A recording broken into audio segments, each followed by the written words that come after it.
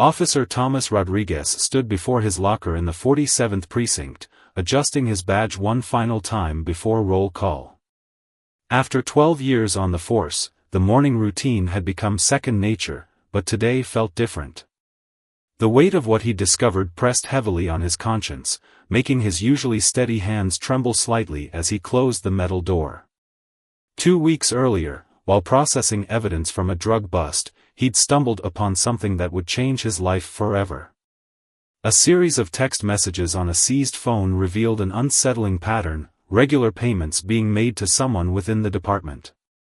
At first, he dismissed it as typical criminal bragging, but as he dug deeper, the evidence became impossible to ignore. The messages led straight to Captain Richard Hayes, his direct supervisor and a 25-year veteran of the force. Hayes had always been considered a pillar of the department, his office walls lined with commendations and photos of him shaking hands with city officials. But beneath that polished exterior lurked something far more sinister. Rodriguez had watched from his desk as Hayes walked through the precinct, commanding respect with his mere presence. The captain had taken Rodriguez under his wing when he first transferred to the precinct 3 years ago, making this discovery even more painful. "Keep your head down and your record clean," Hayes had told him then, "and you'll go far in this department." Now those words carried a different meaning entirely. The evidence showed that Hayes had been accepting regular payments from local drug dealers in exchange for information about upcoming raids and investigations. The operation was sophisticated, with money being funneled through a series of shell companies and offshore accounts. But Hayes had gotten sloppy, leaving a trail that Rodriguez had unfortunately uncovered. That morning, as Rodriguez sat through the daily briefing, his mind wandered to the manila envelope hidden in his apartment, containing copies of all the evidence he'd gathered.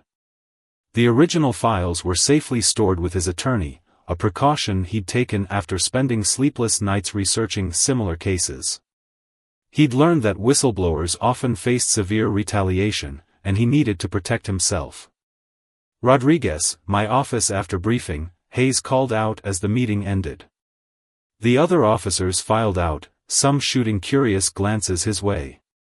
Rodriguez's heart rate quickened, but years of training helped him maintain his composure. He couldn't show fear, not now. The captain's office always felt smaller than it actually was, with its dark wood paneling and heavy curtains that blocked most of the natural light. Hayes sat behind his desk, reading glasses perched on his nose as he reviewed a file. He didn't look up immediately when Rodriguez entered, a power play he often used to assert dominance. "Close the door," Hayes said finally, removing his glasses. "We need to discuss your recent performance." His voice carried its usual authoritative tone, but there was an edge to it that Rodriguez had never heard before. Rodriguez remained standing, his back straight, hands clasped behind him. The captain's words about his performance were a pretense, they both knew it. 3 days ago, Rodriguez had submitted a request to transfer sensitive case files to internal affairs, and there was no way Hayes hadn't been notified. "Your arrest numbers are down this quarter," Hayes continued, sliding a performance report across the desk. "And I've noticed you've been spending a lot of time in the evidence room lately. Care to explain?" The question hung in the air like smoke, heavy with implied threat. Rodriguez had prepared for this moment, rehearsing his responses countless times. "Just being thorough with my cases, sir. You taught me the importance of attention to detail." Hayes leaned back in his chair, studying Rodriguez's face. The silence stretched between them, thick with tension. "You know, Thomas, I've always seen potential in you. It would be a shame to see that potential derailed by misguided choices." The threat was clear now, no longer veiled. Rodriguez felt a chill run down his spine, but he held his ground. "I've always believed in doing what's right, sir. Another lesson you taught me." Hayes smiled, but it didn't reach his eyes. "The world isn't black and white, Rodriguez. Sometimes doing what's right means understanding the bigger picture. The system works because people know their place in it. Don't forget that." As Rodriguez left the office, he could feel eyes on him from every direction. Word traveled fast in a police precinct, and everyone could sense something was off. Officers he'd considered friends suddenly found reasons to be elsewhere when he approached. The thin blue line was already being drawn, and he was finding himself on the wrong side of it. That evening, as Rodriguez drove home, he noticed a dark SUV following him. It stayed 3 cars back, making all the same turns. He'd been trained to spot surveillance, and this wasn't even subtle, it was meant to be noticed, meant to intimidate. He took a series of random turns through residential neighborhoods before finally losing the tail. At home, he double-checked his security system and drew the blinds. His phone had been buzzing all day with messages from unknown numbers, some blank, others containing vague warnings. He'd already changed his number twice in the past week, but they always seemed to get the new one. Sitting at his kitchen table, Rodriguez spread out copies of the evidence he'd gathered.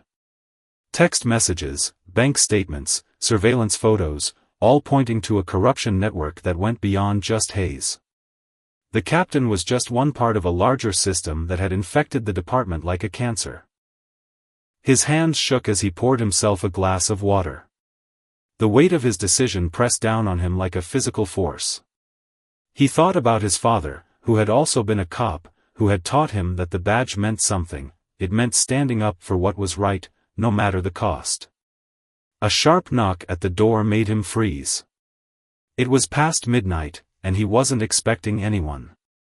Through the peephole, he saw 2 uniformed officers from his precinct. They weren't standing in a threatening manner, but their presence at this hour couldn't be good. "Officer Rodriguez," one called through the door. "Captain Hayes asked us to drop off some paperwork for you to review. Said it's urgent."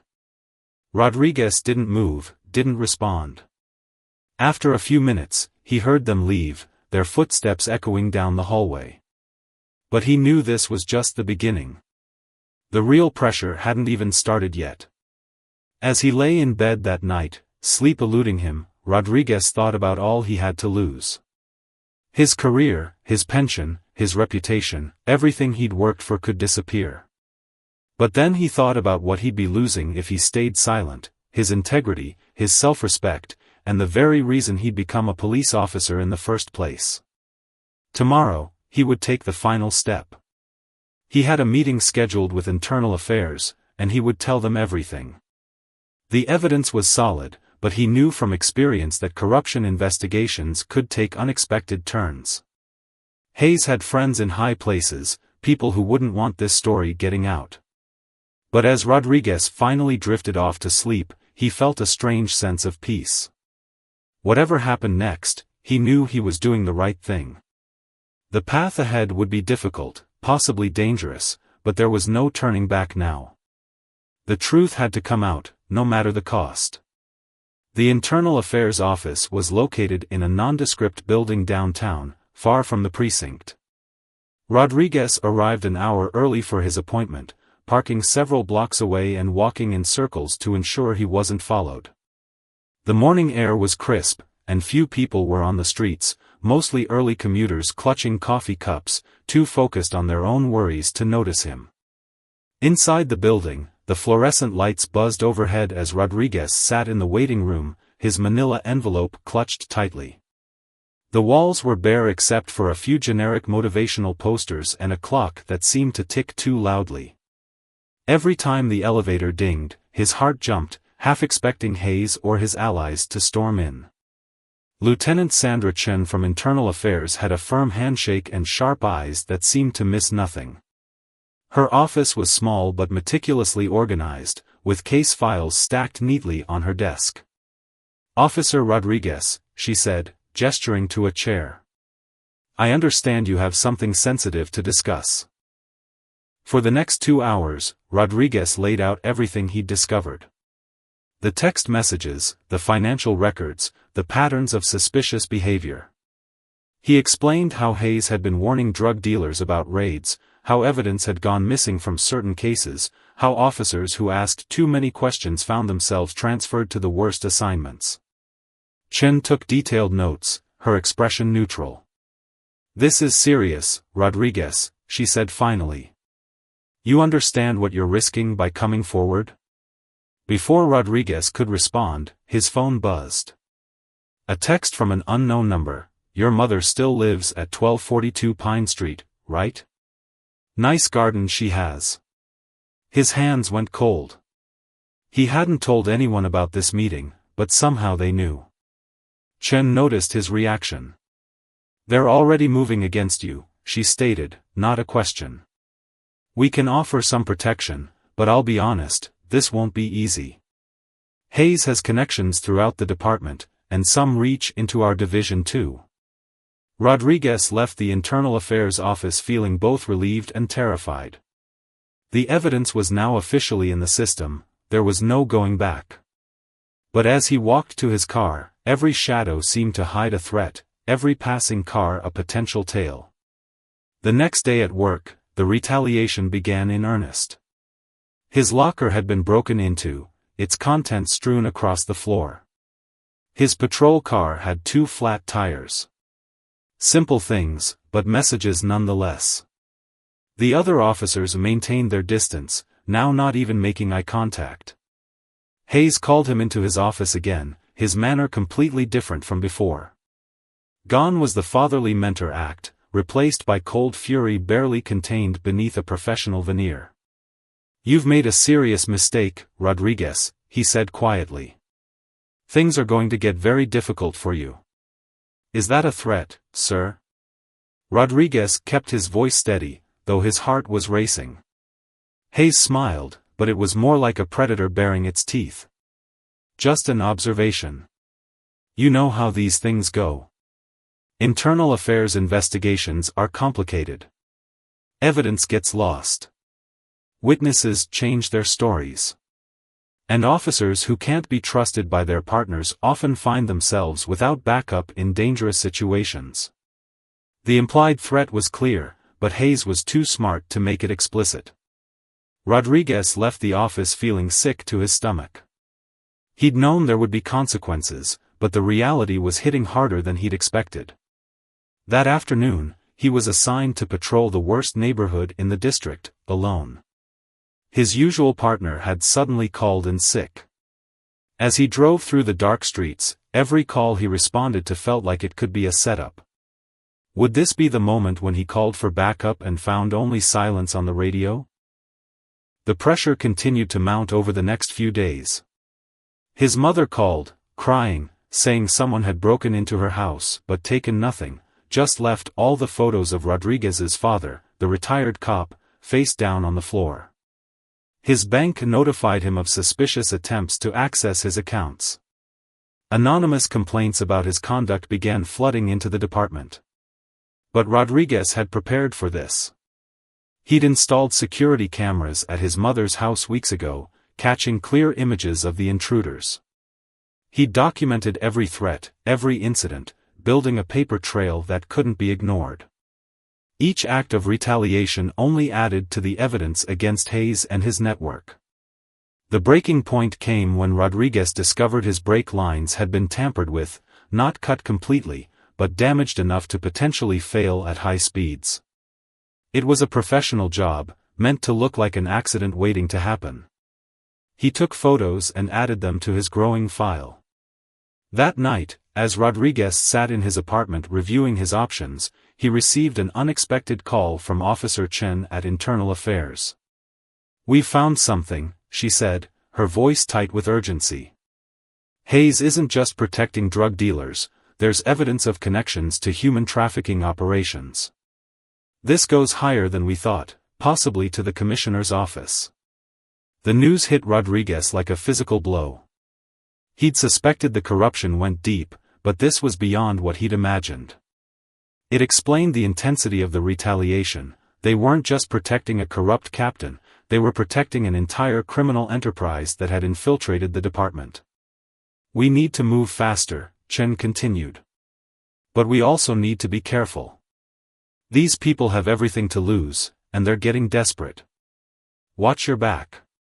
As if to emphasize her warning, Rodriguez heard a noise outside his window, subtle, but enough to catch his attention. Moving carefully to avoid being seen, he peered through a gap in the blinds. Two men in dark clothes were attempting to access his fire escape. He quickly grabbed his go-bag, prepared weeks ago for just such a situation, and headed for the back door. His heart was pounding, but his mind was clear. This was the escalation he'd been expecting, but he wasn't about to become another statistic, another whistleblower who conveniently disappeared before they could testify. As he slipped out into the night, Rodriguez knew he was crossing another threshold. He couldn't go home, couldn't trust most of his fellow officers, couldn't even be sure who in internal affairs might be compromised. But he also knew he couldn't stop now. Too many lives were at stake, too much corruption had been allowed to fester. He had one last card to play, a contact at the FBI he'd reached out to weeks ago, when he first discovered the extent of the corruption. It was time to make that call. As he drove through the dark city streets, constantly checking his mirrors for tails, Rodriguez felt a grim determination settling over him. The next few days would determine everything, his career, his life, and the future of the department he'd sworn to serve. His father's words echoed in his mind, "A badge is only as honorable as the person wearing it." Whatever happened next, Rodriguez knew he was honoring that badge, even if it cost him everything. The FBI safe house was a modest apartment in a quiet suburban complex, the kind of place where neighbors minded their own business. Special Agent Diana Parker greeted Rodriguez with a firm handshake and a concerned expression. The bags under her eyes suggested she'd been reviewing his evidence all night. "Your instincts were right," she said, leading him into a room filled with surveillance equipment. "We've been investigating similar patterns in other precincts, but your evidence provides the connection we've been missing. The corruption network extends beyond just your department." Rodriguez spent the next several hours going through everything again, this time with federal agents who asked detailed questions about every piece of evidence. They showed him photos of known criminals meeting with high-ranking police officials, financial records showing millions flowing through shell companies, and surveillance footage that confirmed his worst fears. "They're meeting tonight," Agent Parker said, spreading out a series of surveillance photos. "Hayes and his associates. We believe they're planning something big, probably trying to contain the damage you've caused to their operation." The photos showed Hayes entering an upscale restaurant downtown, meeting with several well-dressed men Rodriguez recognized from police charity events. Among them was Deputy Commissioner Walsh, whose presence made Rodriguez's stomach turn. Walsh had been his father's friend, had spoken at his academy graduation. "We need you to understand the gravity of what we're dealing with," Parker continued. "These people have corrupted every level of the department. They've been operating for years, using their positions to facilitate drug trafficking, protect certain criminal enterprises, and silence anyone who gets too close." A junior agent rushed in with a fresh report. "They've just issued a warrant for Rodriguez's arrest," he announced. "They're claiming they found drugs in his locker during a random search." Rodriguez felt the blood drain from his face. It was a classic move: discredit the whistleblower, make him look like a corrupt cop trying to save himself by making false accusations. He'd expected something like this, but the reality still hit hard. "They're getting sloppy," Parker noted, a hint of satisfaction in her voice. "Planting evidence this obviously? They're scared. But this actually works in our favor. Every move they make to discredit you only proves how desperate they are." That evening, watching the local news from the safe house, Rodriguez saw his own face on the screen. The department's public relations officer was giving a statement, expressing deep disappointment in an officer who had betrayed the public trust. They showed footage of his locker being searched, evidence bags being filled. It was all very convincing, if you didn't know the truth. His phone, which he'd kept turned off for security, had dozens of missed calls and messages when he briefly checked it. Some were from fellow officers, expressing shock and disappointment. Others were from journalists seeking comment. But one voicemail made him pause. It was from Hayes himself. You think you're clever, running to the feds. Hayes's voice was calm, almost amused. But you're just making things worse for yourself. We can still work this out, make all this go away. Think about your mother, your career. Don't throw it all away for nothing. Agent Parker listened to the voicemail, her expression hardening. Classic intimidation tactic. But he made a mistake mentioning your mother. We can add witness tampering to the charges. Rodriguez spent that night reviewing years of case files the FBI had compiled. Cases where evidence had mysteriously disappeared. Officers who had been forced out or transferred after asking too many questions. Criminal operations that seemed to always stay one step ahead of law enforcement. Tomorrow, Parker announced as dawn approached, we move. We've got enough to take down the core group, but we need to hit them all at once. No warning, no chance for them to destroy evidence or coordinate their stories. The operation was planned with military precision. Teams of federal agents were assigned to simultaneously arrest Hayes, Walsh, and their associates. Rodriguez's role would be to help identify key players and provide real-time insight into department procedures. But as they finalized the plans, Rodriguez received an encrypted message from Officer Chen at Internal Affairs. Watch out, Walsh just left town. Something's happening. The warning came just in time. Within hours, they discovered that several of their targets were suddenly out of town or unreachable. Someone had tipped them off. We've got a leak, Parker declared, quickly reorganizing their strategy. We move now, hit whoever we can reach. We can't wait. The next few hours were a blur of activity. FBI teams mobilized across the city, serving warrants and securing evidence. Hayes was arrested at his home, the look of shock on his face suggesting he hadn't been among those warned. Several other officers were taken into custody at the precinct, their computers and phones seized before they could be wiped. But Walsh and 3 other high-ranking officials had vanished, along with crucial evidence from the department's secure servers. The conspiracy was wounded, but not destroyed. As Rodriguez watched Hayes being led away in handcuffs, he felt no satisfaction, only a deep sadness for what had been lost. The department he'd believed in, the badge he'd been so proud to wear, would never be the same in his eyes. This isn't over, Parker warned him, watching his expression. We've cut off some heads, but there are others still out there. And they'll be more careful now, harder to catch. Rodriguez nodded, understanding the implications. His fight for justice had exposed the corruption, but it had also shown how deeply it had taken root.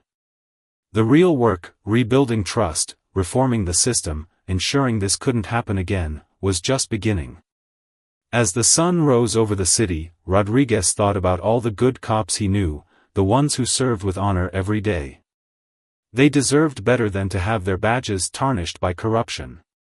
For them, for his father's memory, and for every citizen who deserved honest law enforcement, he would see this through to the end.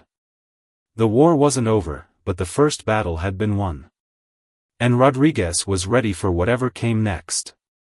The federal courthouse buzzed with tension on the morning of Hayes's arraignment. Rodriguez sat in the back row of the courtroom, watching as his former captain was led in wearing an orange jumpsuit, a stark contrast to his usual crisp uniform. The man who had once commanded respect with his mere presence now looked smaller, diminished. News vans lined the street outside, their satellite dishes reaching toward the sky like metal trees. This had become the biggest police corruption scandal in the city's history, and everyone wanted a piece of the story. Rodriguez had declined all interview requests, letting the evidence speak for itself. Agent Parker sat beside him, her presence both protective and reassuring. The FBI had maintained its protective detail on Rodriguez, knowing that some members of the corrupt network remained at large. Walsh and the other missing officials hadn't been seen since their disappearance, but their influence could still be felt. Not guilty, Your Honor, Hayes's voice rang out clear and confident when asked for his plea. His attorney, one of the city's most expensive criminal defense lawyers, immediately began arguing for bail, citing Hayes's decades of service and strong community ties. The prosecutor, a sharp-eyed federal attorney named Richardson, countered with evidence of the flight risk, presenting records of offshore accounts and properties registered under shell companies. Your Honor, we have reason to believe the defendant has access to significant hidden resources and connections that could facilitate his disappearance. As the legal battle unfolded, Rodriguez noticed several familiar faces in the courtroom, officers he'd once considered friends, watching the proceedings with unreadable expressions. Were they here to support Hayes, or to see justice done? The thin blue line had become increasingly blurry. During a brief recess, Rodriguez stepped into the courthouse hallway for some air. A young patrol officer he didn't recognize approached him, speaking in a low voice. "There's talk in the department," she said, glancing around nervously. "Other officers, good ones, want to come forward now. They've seen similar things but were afraid to speak up. You've given them courage." The news gave Rodriguez a glimmer of hope. Perhaps the damage to the department wasn't irreparable. If enough honest officers found their voices, real change might be possible. Back in the courtroom, Hayes was denied bail, considered a flight risk. As he was led away, he turned and caught Rodriguez's eye. There was no anger in his expression, just a cold calculation that sent chills down Rodriguez's spine. That evening, Agent Parker shared some troubling news. "We've traced some of Walsh's last known contacts," she said, spreading photos across her desk. "He met with several people connected to international crime syndicates before disappearing. This isn't just about a corrupt police department anymore, we're looking at a global network." The photos showed Walsh meeting with known criminals in various locations around the city. In one particularly disturbing image, he was shaking hands with a man the FBI identified as a major player in human trafficking operations across Southeast Asia. The department wasn't just protecting local drug dealers, Parker explained. They were facilitating international criminal operations, using their positions to ensure certain shipping containers went uninspected, certain investigations were redirected. The money involved is staggering. Rodriguez thought about all the times Hayes had insisted on handling certain cases personally, how some investigations were suddenly dropped without explanation. The pieces were fitting together, revealing a picture far darker than he'd initially imagined. The next day brought another development. Officer Chen from Internal Affairs contacted them with news that someone had broken into the department's evidence room overnight. Despite the sophisticated security system, the perpetrators had gained access using valid credentials. They knew exactly what they were looking for, Chen reported. Files from specific cases, evidence from particular raids. They're trying to clean up loose ends. The break-in made headlines, with the media speculating about corruption reaching even deeper into the department than previously thought. Rodriguez watched the coverage with a growing sense of unease. The more they uncovered, the more dangerous the situation became. His mother called that evening, her voice tight with worry. Strange cars had been parked outside her house again, but they disappeared whenever she tried to get a closer look. The FBI had installed additional security measures at her home, but the psychological toll was evident in her voice. "I'm proud of you," she said, trying to sound strong. "Your father would be proud too. But please be careful, son. These people, they have nothing left to lose." Late that night, as Rodriguez reviewed case files in his temporary apartment, his phone buzzed with a message from an encrypted number. The contents made his blood run cold, a photo of him entering the federal building earlier that day, followed by one simple line, "You can't hide forever." Agent Parker assured him they would trace the message, but they both knew it was likely a dead end.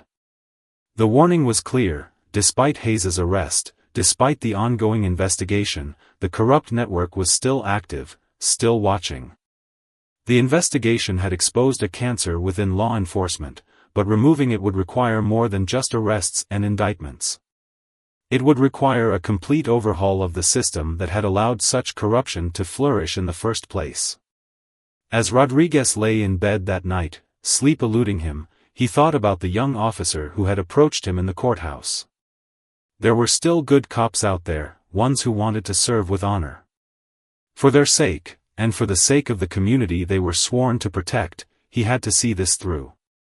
The next phase would be the hardest, not just bringing down the corrupt officers, but helping to rebuild the department into something worthy of the public's trust. It would be a long journey, but Rodriguez was committed to seeing it through, no matter the cost. Tomorrow would bring new challenges, new threats, and possibly new allies. The war for the soul of the department was far from over, but the truth was finally coming to light. And in that light, the shadows where corruption had flourished for so long were beginning to fade. The police union meeting hall was packed with officers, the tension in the room thick enough to cut with a knife. Rodriguez sat near the back, listening as the union president addressed the recent scandals and arrests. The department was in chaos, with temporary leadership struggling to maintain order while investigations continued. "We need to focus on moving forward," the union president announced, his voice strained. The actions of a few corrupt individuals shouldn't taint the entire department. But the murmurs in the crowd suggested many officers weren't buying this simplified narrative. During a break in the proceedings, Rodriguez overheard conversations that gave him hope. Officers were openly discussing incidents they'd witnessed over the years, suspicious orders, questionable transfers, evidence that had disappeared. The wall of silence was cracking. A senior detective approached Rodriguez, speaking quietly. "I should have backed you up sooner," he admitted, shame evident in his voice. "I saw things, knew something wasn't right, but I was too afraid to speak up." We all were. Before Rodriguez could respond, his phone vibrated. Agent Parker needed to see him immediately. The urgency in her message was unusual, even given the circumstances. At the FBI field office, Parker looked like she hadn't slept in days. "We found Walsh," she said without preamble, pushing a surveillance photo across her desk. "He's in Singapore." But that's not the worst part. The photo showed Walsh meeting with several well-dressed men outside a luxury hotel. "These men are connected to various criminal enterprises across Asia," Parker explained. "But more importantly, we've identified two of them as former police officials from other cities. This corruption network, it's not just our department. It's a blueprint they've been implementing in major cities across the country." The revelation hit Rodriguez like a physical blow. Hayes and Walsh weren't just corrupt officers, they were part of a larger organization that had been systematically infiltrating police departments, creating networks of protection for international criminal operations. "We've got a witness," Parker continued. "A former officer from another city who was part of their operation. He's willing to testify about how they do it, how they identify departments to infiltrate, how they recruit officers, how they silence opposition." The witness, it turned out, had been gathering evidence for years. He had recordings, documents, and names, lots of names. Some belonged to people still in positions of power, not just in police departments but in city governments and judicial systems. That evening, as Rodriguez drove home, he noticed he was being followed again. This time, though, it wasn't an attempt at intimidation. The tale was professional, meant to stay hidden. He took a series of random turns, finally confirming his suspicion: these weren't corrupt cops or criminal enforcers. The technique was different. He pulled into an empty parking lot and waited. A black sedan pulled up alongside him, and a familiar face emerged, Officer Chen from Internal Affairs. She wasn't alone. "We need to talk," she said, gesturing to her companion, a stern-looking man in a suit. "This is Deputy Director Thompson from the Justice Department's Public Integrity Section. What we're about to tell you doesn't leave this conversation." Over the next hour, they laid out an operation that had been in the works for months. The Justice Department had been building a case against corrupt police officials in multiple cities, all connected to the same network. Rodriguez's evidence against Hayes had provided the breakthrough they needed. "We're forming a special task force," Thompson explained. "Officers who've exposed corruption, working with federal agents to identify and eliminate these networks nationwide. We want you on it." The offer was unexpected but made sense. Rodriguez had already demonstrated his integrity and his ability to gather evidence under dangerous circumstances. But it would mean leaving his home, his family, everything he knew. "These people have infected departments across the country," Chen added. "They're smart, they're patient, and they're ruthless. We need people who understand how they operate, who can spot the signs." As Rodriguez considered the offer, his phone buzzed with a news alert. The headline made his heart skip: "Key witness in police corruption case found dead." The witness Parker had mentioned, the one with years of evidence, somehow, they'd gotten to him first. "This is what we're up against," Thompson said grimly, seeing Rodriguez's expression. "They have people everywhere, and they're not afraid to eliminate threats." The death of the witness changed everything. It proved that the corrupt network was even more dangerous than they'd thought, capable of reaching anyone, anywhere. The need to stop them became even more urgent. Rodriguez thought about his father, about the legacy of honest policing he'd tried to uphold. This was bigger than one department, bigger than one city. It was about the very nature of law enforcement in the country. "If I do this," he said finally, "I need guarantees. Not for me, but for my mother. She needs protection, real protection, not just a patrol car driving by her house." Thompson nodded. "Already arranged. We take care of our own, and if you join this task force, you'll be one of ours." As they discussed the details, Rodriguez realized this was both an ending and a beginning. His fight for justice in his own department had led him to a larger battle, one that would take him across the country, helping other officers stand up against corruption. The path ahead would be dangerous, but he wasn't alone anymore. There were others like him, honest cops who'd risked everything to expose the truth. Together, they might have a chance to make real change. As he drove home that night, Rodriguez felt a strange mix of emotions: fear, determination, and something else, hope. The corruption he'd exposed was larger and more organized than he'd imagined, but so was the response to it. The war for the soul of law enforcement was just beginning, and he was ready to fight it.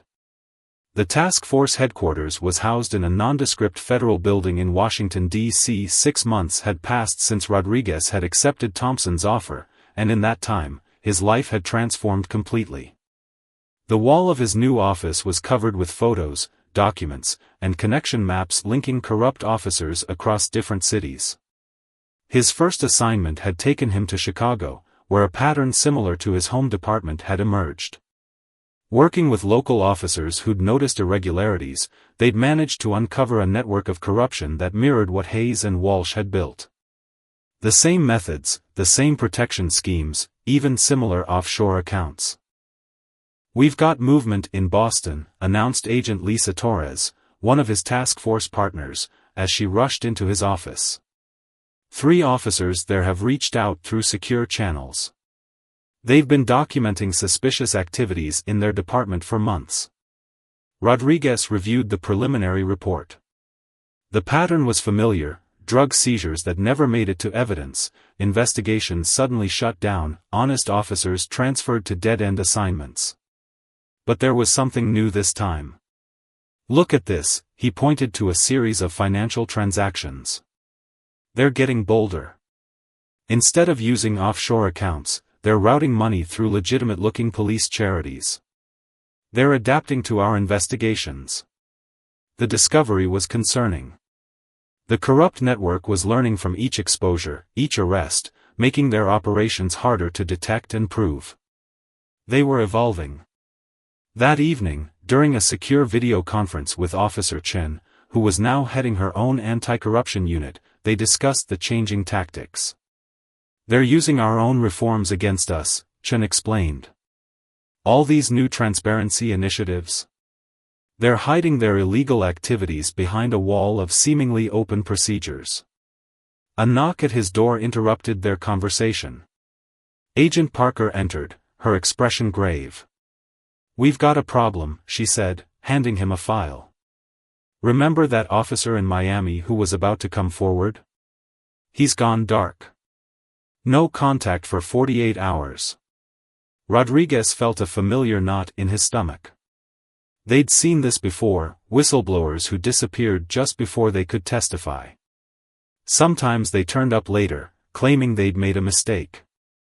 Sometimes they didn't turn up at all. "Get me on a flight to Miami," he said, already reaching for his go-bag. "We can't lose another one." The flight to Miami was tense. Rodriguez reviewed everything they knew about the missing officer, a 15-year veteran named Ramirez who'd stumbled upon evidence of corruption in his department's narcotics division.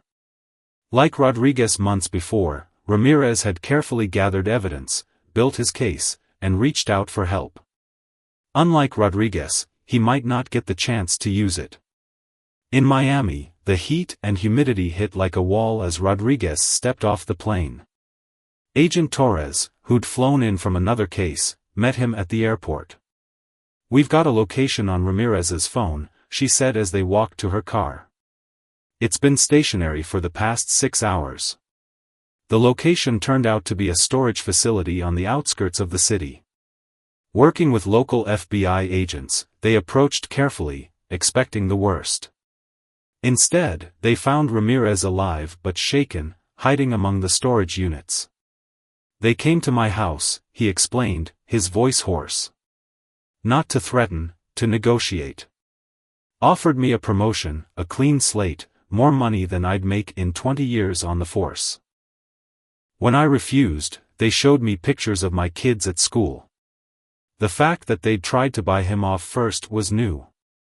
The corrupt network was changing tactics again, trying bribery before intimidation. They were learning that dead or missing officers attracted too much attention." Back at the FBI's Miami field office, Ramirez laid out everything he'd discovered. The corruption in Miami had its own flavor, focused more on real estate fraud than drug trafficking, but the underlying structure was the same. The same types of officers in key positions, the same methods of control and intimidation. "They've got half the building inspection department on their payroll," Ramirez explained. "Luxury condos that don't meet code? No problem. Affordable housing that does? Suddenly there are issues that need to be addressed." As they built the case, Rodriguez noticed something in Ramirez's evidence that caught his attention. A name that appeared in connection with property deals in Miami had also shown up in files from Chicago and Boston. They're not just sharing methods, he realized. They're working together, actively coordinating across cities. This is bigger than we thought. The discovery led to a late-night conference call with Thompson and other task force leaders. The corruption wasn't just a series of similar but separate operations, it was a nationally coordinated effort to infiltrate and control law enforcement agencies. "This explains how they've been adapting so quickly," Thompson said. "They're sharing information, warning each other about our tactics. We need to change our approach." The next few days were a blur of activity. While helping Ramirez prepare his evidence for prosecution, Rodriguez and his team began mapping out connections between corrupt officers in different cities. A pattern emerged, not just of shared methods, but of regular meetings, coordinated promotions, and synchronized operations. "Look at this," Torres pointed to a timeline they'd created. "Every time we make a move in one city, they adjust their operations in others. They're learning, evolving. We're not just fighting corrupt cops anymore, we're up against an organized criminal enterprise that's using police departments as its infrastructure." The realization was both daunting and energizing. They weren't just dealing with isolated pockets of corruption, they were facing an organized attempt to subvert law enforcement itself. The stakes were even higher than they'd imagined. As Rodriguez packed up to return to D.C., Ramirez stopped by to thank him. I wasn't sure anyone would come, he admitted. When you're up against something this big, it's easy to feel alone. That's what they want, Rodriguez replied. They want each of us to feel isolated, overwhelmed. But we're not alone anymore. There are good cops everywhere, ready to stand up. We just need to stand together. The flight back gave Rodriguez time to reflect. Each case they handled revealed new aspects of the corruption network, new challenges to overcome. But each case also brought new allies, more evidence, and a clearer picture of what they were fighting.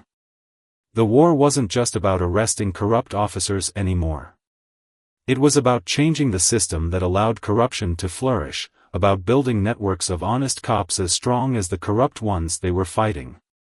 It was about showing others that they weren't alone in wanting to do what was right. 1 year after joining the task force, Rodriguez stood before a packed congressional hearing room.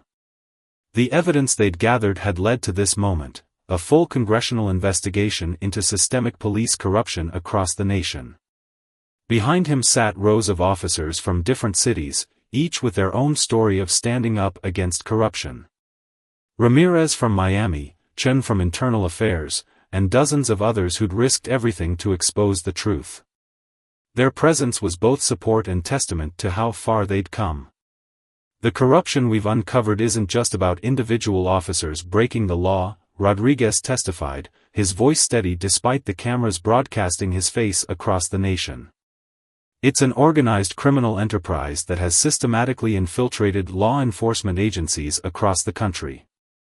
He presented their findings, the coordinated networks, the shared tactics, the international connections. Maps and charts showed the flow of money, the patterns of corruption, the links between seemingly unrelated cases in different cities. In the past 18 months, our task force has led to the arrest of over 300 corrupt officers across 27 cities, he continued. But more importantly, we've identified the methods they use to infiltrate departments, the warning signs of corruption, and the systemic weaknesses they exploit. During a break in the testimony, Rodriguez stepped into the hallway for water. A young officer from Seattle approached him, speaking quietly. "Your story, your fight, it gave me the courage to come forward in my department," she said. "You showed us it was possible to fight back and win." Back in the hearing room, Rodriguez detailed their recommendations for reform. New oversight mechanisms, better protection for whistleblowers, independent investigative bodies. But most importantly, a fundamental change in police culture. The thin blue line shouldn't protect corruption, he argued. It should stand for integrity, for the courage to do what's right even when it's hard. Especially when it's hard. As he spoke, his phone buzzed with news that Walsh had finally been arrested in Singapore. The international manhunt was over. The corrupt network was being dismantled, piece by piece. Later that evening, at a small gathering of task force members, Thompson raised a glass. "When we started this, we thought we were fighting corrupt cops," he said. "Instead, we found ourselves fighting for the very soul of law enforcement. And thanks to people like Rodriguez, we're winning." Rodriguez thought about his journey, from a lone officer discovering corruption in his department to part of a nationwide movement for police integrity. The cost had been high. His old life was gone, many former friends still wouldn't speak to him, and there were still nights when he checked his mother's security cameras obsessively. But things were changing. In his old department, the new leadership had implemented strict anti-corruption measures. Young officers were being taught about the importance of integrity, about the courage it takes to stand up against wrongdoing. His father's photo, along with those of other officers who'd fought corruption, now hung in the academy as inspiration for new recruits. The next morning, Rodriguez visited his old precinct for the first time in over a year. The atmosphere was different, more open, more transparent. Officers nodded to him respectfully as he walked through the halls. In the break room, he saw posters advertising the department's new anonymous reporting system for misconduct. His old locker was still there, now used by a rookie officer who'd heard his story during academy training. Your stand against corruption, the young officer said, it's why I wanted to become a cop. To make a difference, like you did. Outside the precinct, Rodriguez ran into his former partner, one of many who'd stayed silent during his fight against Hayes. I'm sorry, the partner said simply. We should have stood with you. There's still time to stand for what's right, Rodriguez replied. That's what matters now. As he drove home, Rodriguez reflected on everything that had happened. The corruption they'd fought wasn't just about money or power, it was about the betrayal of public trust, about turning something meant to protect people into a tool for exploitation. But for every corrupt officer they'd exposed, they'd found many more honest cops willing to stand up for what was right. The thin blue line was being redefined, not as a wall of silence protecting wrongdoing, but as a line of integrity that corrupt officers couldn't cross. His phone buzzed with a message from Agent Parker. Another department had reached out, officers there ready to expose corruption in their ranks. The work wasn't over, might never be over completely. But the path was clearer now, and they weren't walking it alone. That evening, Rodriguez visited his father's grave, placing fresh flowers beside the headstone. We did it, Dad, he said quietly. We showed them what that badge really means. As the sun set over the cemetery, Rodriguez thought about all the officers still out there, facing the same choices he had faced. Some would choose to look the other way, to stay silent, to protect the corrupt system. But others would find the courage to stand up, to fight back, to protect the true meaning of the badge they wore. The war against corruption wasn't over, but the tide had turned. The truth was out, the system was changing, and a new generation of officers was rising, committed to serving with honor and integrity. Rodriguez walked back to his car, ready for whatever came next. He had shown that one person standing up for what's right could make a difference. That courage was contagious. That change was possible. The thin blue line had been redrawn, not as a barrier to justice, but as a foundation for it. And that was a legacy worth fighting for.